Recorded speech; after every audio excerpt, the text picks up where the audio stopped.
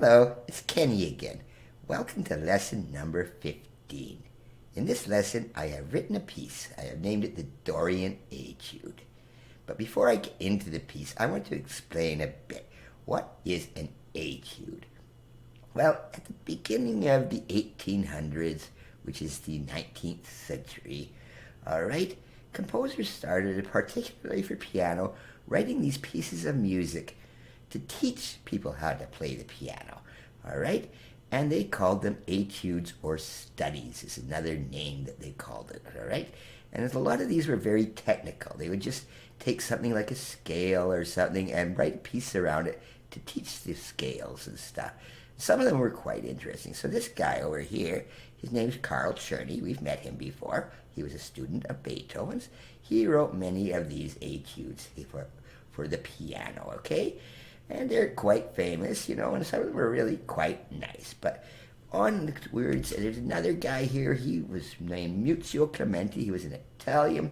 He also wrote many of these pieces, and we'll probably learn some of these down the road, But there were some other composers that took these etudes or studies, whatever you want to call them, to another level.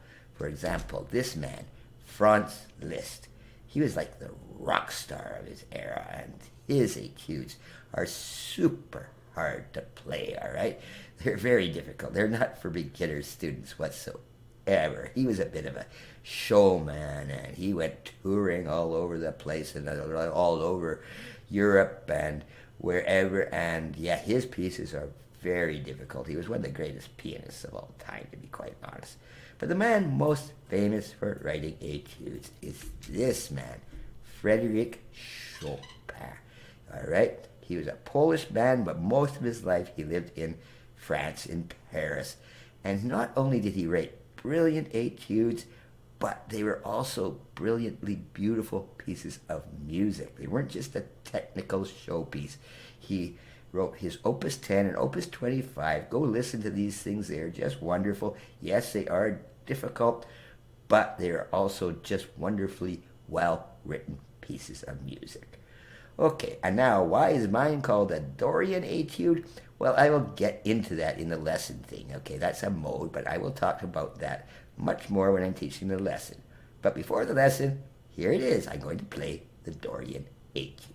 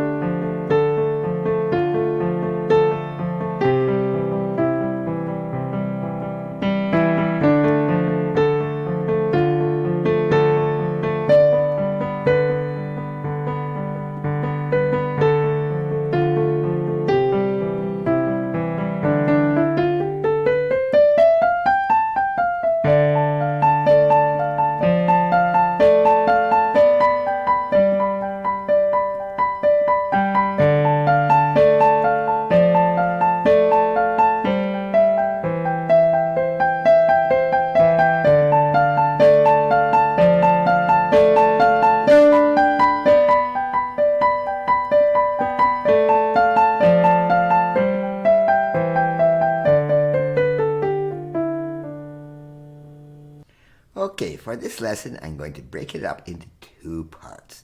The first will be the technical mode, and the second will be what makes this piece Dorian. What is the Dorian scale, and what makes it sound this way? The first part, technically, I've got about three different things to discuss. First of all, it's this left-hand pattern you see here.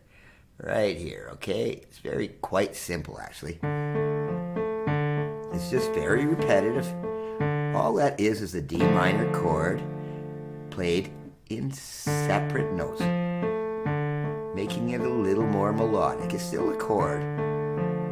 It's just that chord. You can play it like this, but sometimes you want that, but not in this case. I want it to be nice and smooth. And then it goes to a G major, and eventually it goes to a C major. But all that's doing is repeating this pattern, And that is a very common thing. You hear pieces in C major all the time about it. Okay, it's a very common thing, just to break up the chord. And it's a nice sounding thing. It's very, very popular and common. The right hand, just the problem with the right hand, what makes it technically difficult is it's the spacing. You could hit this, but notice how awkward it is if I try to. You don't want to get it so that you're hitting the same fingers, so I just changed it here. Instead of the third finger here, I put the second there, so you have room to be smooth to that B. Okay? It makes it much smoother. All right? But I did something really weird here when it goes up high, and I'll show you this. Now what happens on this B, okay? This is pretty simple. I moved your thumb up here to make room because we're going up higher. That's fine. But what I've done here is put the third finger on there, but then while it's being held down, you transfer it over to the fifth finger. So there you have enough room to play it. And this is written a bit strange. This is what I wanted to point out. You see the fingering right there. It says 3/5. So what's happening is you're here playing 3, and then you're moving it to 5 without it still staying down. And it might seem a little difficult at first, but after you do that for quite a while, it gets to be totally natural, all right? You're just trying to make room to have more notes, and that comes very smooth, all right? And that's very common. You'll just get used to it. So again, always practice separately. Do your left hand. Do your right hand. And eventually, when you're comfortable, put them all together.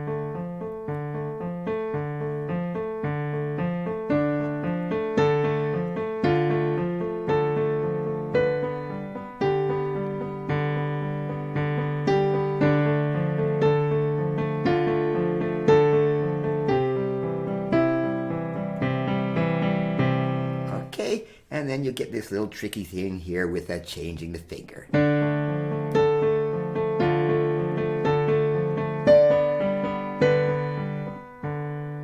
Okay, that's not too bad. But what happens now is I did some silly stuff here, so let's just see what happens here.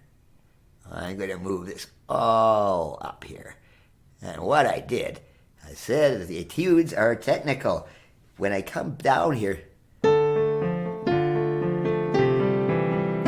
and guess what? I gave you a scale.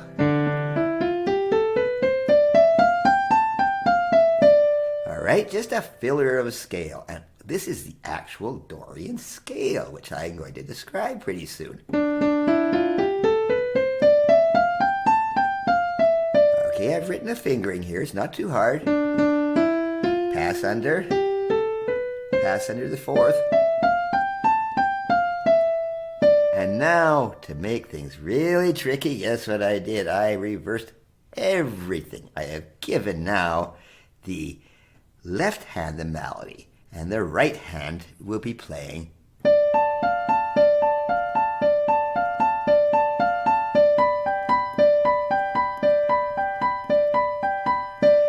Okay, I completely reversed it, and the left hand is now playing the melody.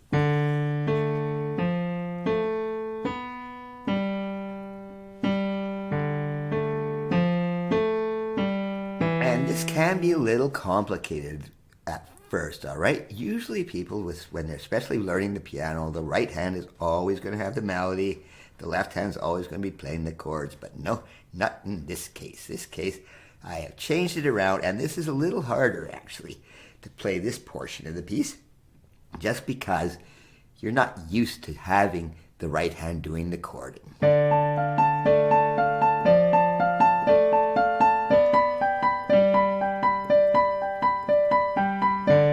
Okay, but again, practice that separately.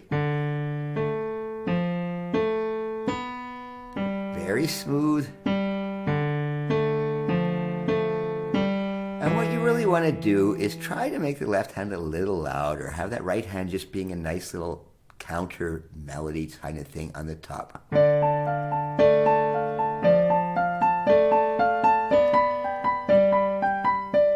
Okay, it's the exact same thing, but I reversed it. I didn't reverse the hands. You can actually do that, but I didn't want to do that. And that's another lesson altogether because it's going to be confusing. All right, and down to the very end. Okay, here's another one of these cases here. I have put down, all right, I have put down here, okay. Down here is where you switch fingers again. In this case, I've put the second finger and you switch it to the thumb. Okay, it's 2 numbers in the fingering. All right, right there, 2 numbers. And that's how they mark it, just a dash. From the 2, hold on, keep that on, and you just can have another finger.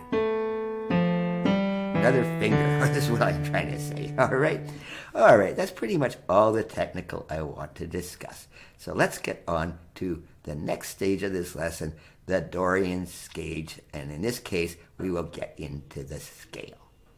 Now, I'll try to explain this as simply as possible. I did a lesson on modes, and this is just a mode. But the Dorian scale is very simple. It is just basically if you play the C major scale, and you start it on the D, you will get what is known as the D Dorian scale. Okay, it sounds quite different, okay? And that's what I've got written here, this D Dorian scale. The fingering's the same. It's just completely the same in left. Now, what makes it sound so different, okay? All right, I'm going to explain that as good as I can here. All right, if you remember D major, it has, okay, I got to get these visuals a little better because my face keeps going out there. The D major scale has 2 sharps, F sharp and C sharp.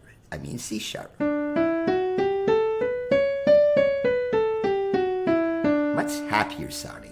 Major is happier sounding.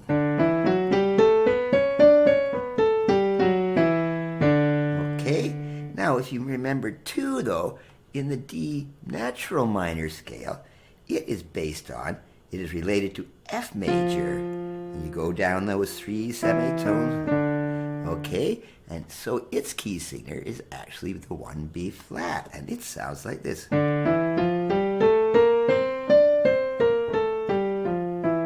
Much sadder, okay? And then you can move on to the D minor harmonic scale, okay? Which is the most common kind of scale to play. And in this case, it's the natural minor, but you are actually raising the 7th as well, so it sounds like this. That's the most common kind of minor scale. There's the melodic too, but I won't discuss that today because it's kind of a combination of everything, so let's not get too confused. But this one sounds a lot sadder. And then you go down, and the D Dorian,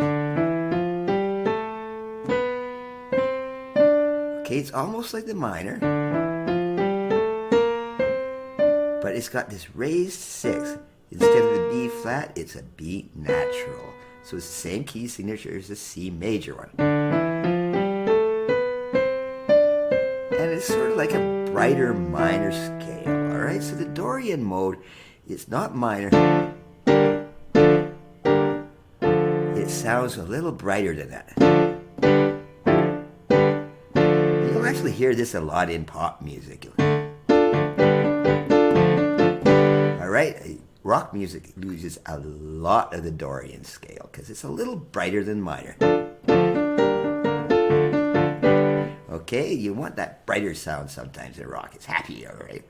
But I want you to practice all 4 of these. As always, all 4 of these scales. As always, I've got cheat sheets in the comment section. Also have the Dorian Etude there, of course. You want the sheet music there to print out too.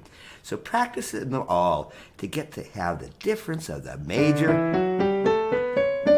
the natural minor, harmonic minor, and the Dorian.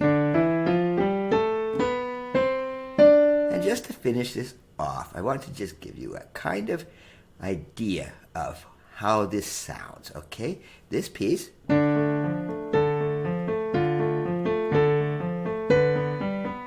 that's the Dorian version. I will play this a little bit of it, how it would sound if I was in major, using the happier major scale. It would sound like this.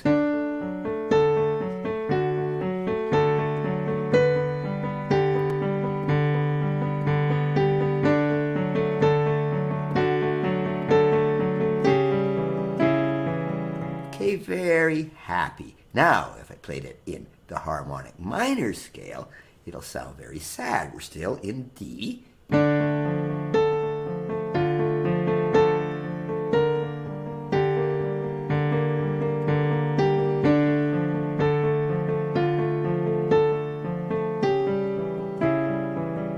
Very different piece altogether. But I wrote this in Dorian, so you've kind of got halfway in between. It's not so sad, but it's a lot brighter than minor, but not quite as happy as the major. So we have our D Dorian Etude.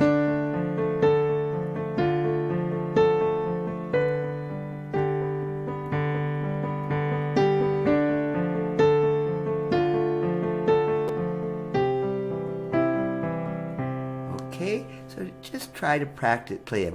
All kinds of versions of that. Mess it around with you all you want. Play different scales and have fun with it. That was the Dorian Etude, and that was lesson number 15. Thank you.